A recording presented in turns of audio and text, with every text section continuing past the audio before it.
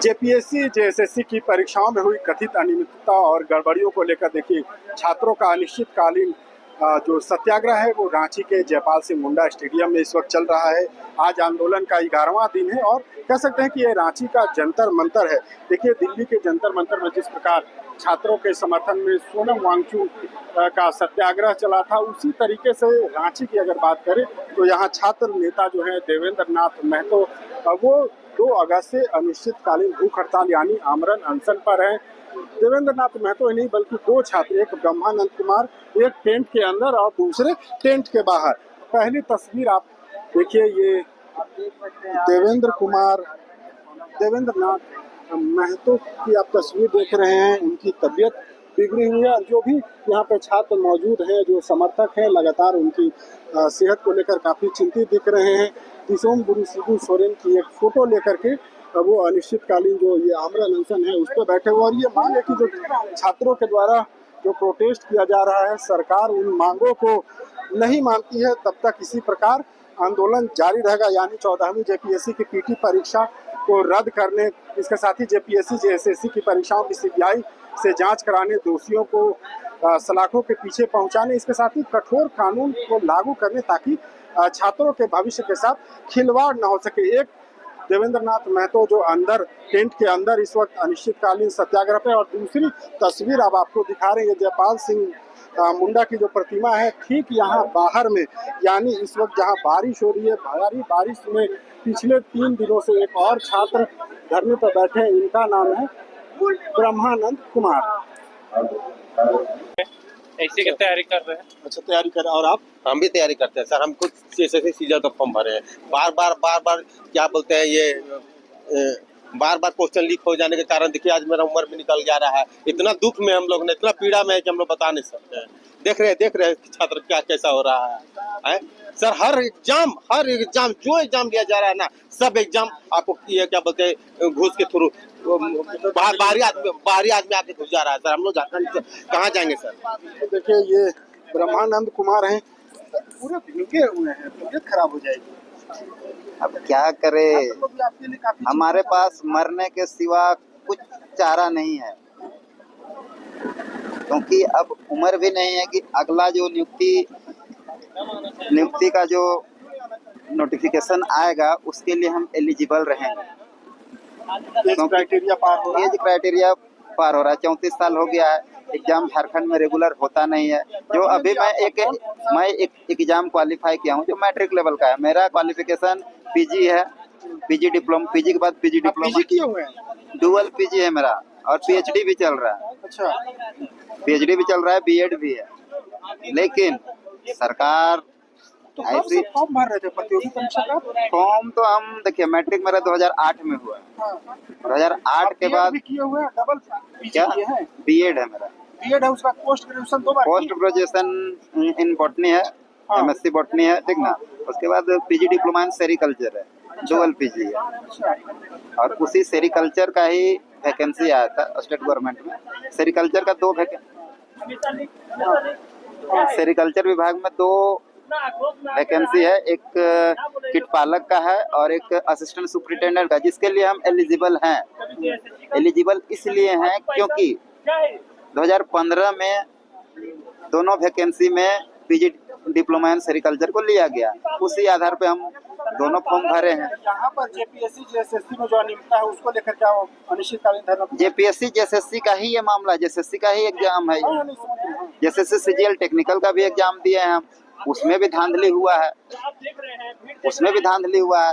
हम by name बता सकते हैं, लेकिन अभी उसका फाइनल आंसर की भी जारी नहीं हुआ है और उसका अभी रिजल्ट आना बाकी है। रिजल्ट क्या हुआ? मेरा नाम ब्रह्मानंद कुमार है और मैं रामगढ़ से हूँ। तो ब्रह्मानंद, आपको जब आप आपके घर वाले देखेंगे तो फोन किए हैं? उनको पता है क्या भूख हड़ताल? हाँ, घर में पता चल गया है। मैं कौन है आपके? मेरे मम्मी पापा हैं, भाई हैं, भाभी है, भतीजा है। शादी नहीं की अभी? मेरी शादी अभी नहीं हुई है। नौकरी नहीं हुआ इसलिए? मैं नौकरी तो 2018 से संविदा में नौकरी कर रहा हूँ, लेकिन किस विभाग में? मैं सेरिकल्चर में ही हूँ। जिस विभाग की जो अभी नियुक्ति हुई ना, उसी विभाग में मैं कॉन्ट्रैक्ट में था, और कॉन्ट्रैक्ट में वहाँ का मैं फैकल्टी भी रहा हूँ जिस इंस्टीट्यूट के स्टूडेंट को एलिजिबल माना गया। अच्छा, और मैं अपने स्टूडेंट लोग के साथ में उसमें प्रतियोगिता में भाग लिया था। मेरे स्टूडेंट भी क्वालिफाई किए, हम भी अच्छा, क्वालिफाई आप किए। अपने स्टूडेंट के साथ ही आप क्वालिफाई किए, मतलब एग्जाम दे रहे थे? हाँ, एग्जाम दिए, वो भी क्वालिफाई किए, हम भी क्वालिफाई किए। मेरे स्टूडेंट को नियुक्ति पत्र दे दिया गया, ठीक ना।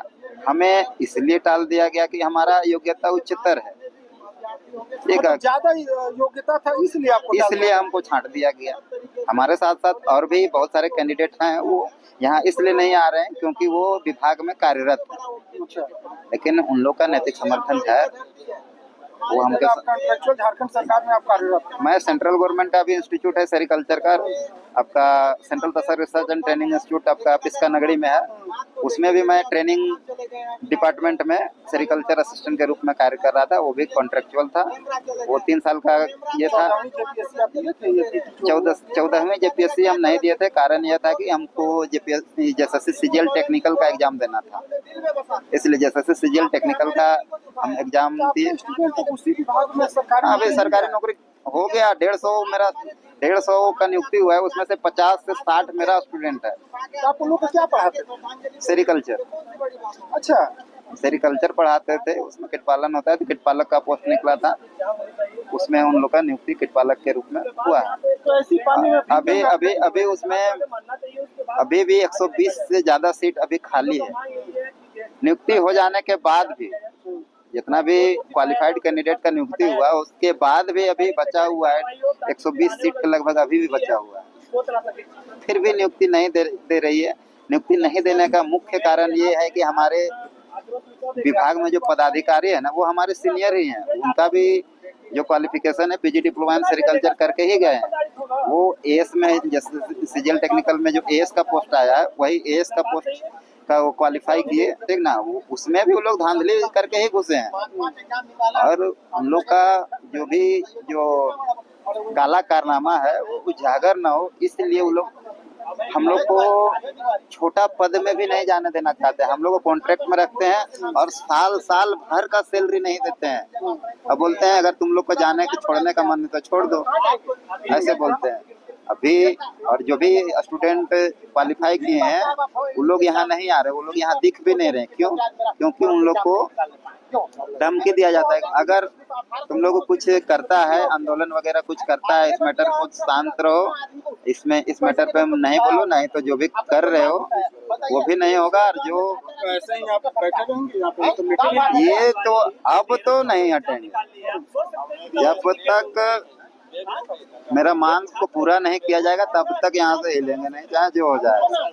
देखिए, ये ब्रह्मानंद कुमार है, रामगढ़ के रहने वाले हैं, और इस टेंट के ठीक अंदर देवेंद्र नाथ महतो बैठे हुए, यानी 2 छात्र इस वक्त जेपीएससी और जेएसएससी की परीक्षाओं में जो अनियमितता है, भ्रष्टाचार है, उसको लेकर आमरण अनशन पर है। देखिए, ये इस वक्त जयपाल सिंह मुंडा जो मरंग गोम के हैं, उनकी प्रतिमा के नीचे खुले आसमान में है, यानी बारिश अभी हो रही है। अभी भी देखिए बारिश जो हो रही है उसमें पूरे भींगे हुए हैं। यहाँ भी अगर आप देखें तो ये पूरा पानी यहाँ जमा हुआ है, और इसी पानी में ये बैठे हुए हैं इस वक्त। और ब्रह्मानंद ने जो बताया वो बेहद दिलचस्प है कि इनके जो स्टूडेंट है, यानी 40-50 बच्चों को जो इन्होंने पढ़ाया, वो सरकारी नौकरी में है उसी विभाग में, लेकिन ये आज तक कॉन्ट्रैक्चुअल रह गए, इन्हें सरकारी नौकरी नहीं मिल सकी।